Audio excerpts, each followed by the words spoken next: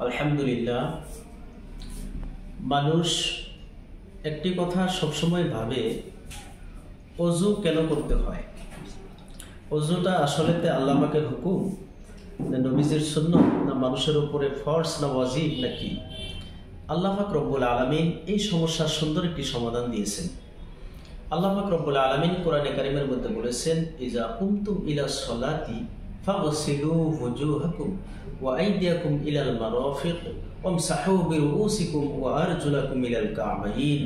আল্লাহ পাক রব্বুল আলামিন বলেছেন, হে দুনিয়ার মানুষ, তোমরা যখন নামাজের দিকে অগ্রসর হবে তখন তোমরা কি করো?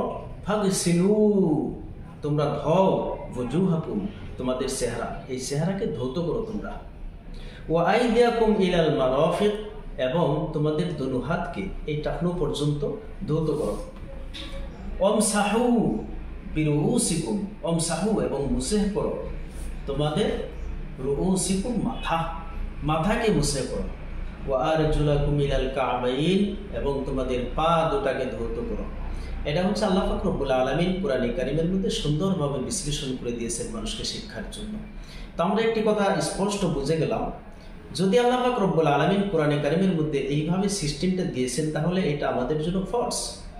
আর অজুর যে 4টা ফরজ আমরা জানি সেটা আল্লাহ পাক রব্বুল আলামিন কোরআনে কারিমের মধ্যে দিয়েছেন।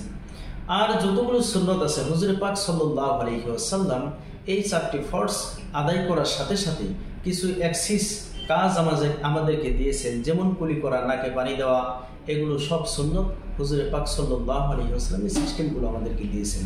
এখন যাদের মনে প্রশ্ন জাগে, অজু আমরা করব, অজুটা কেন করতে হয়?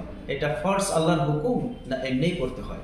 প্রিয় বন্ধুরা, এটার জন্য সুন্দর ক্লিয়ার হয়ে গেলাম। আল্লাহ পাকের হুকুম, এটা আমাদের জন্য ফরজ, আমাদের অজু বাধ্যতামূলক করতে হবে।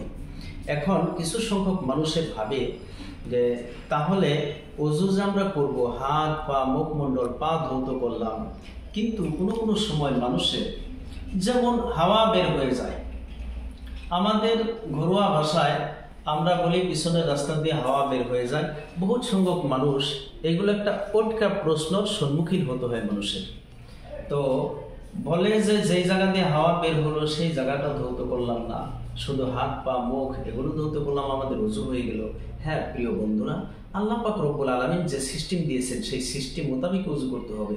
এখন আপনার হাওয়া বের হোক, পেশাবের রাস্তা দিয়ে পেশাব করেন, আপনি যা কিছু করেন, কিন্তু আল্লাহ পাক যে বিধান দিয়েছেন সেই বিধান অনুযায়ী অজু করলে অজুটা হয়ে যাবে ইনশাআল্লাহ। আশা করি কথাটা বুঝতে পেরেছেন।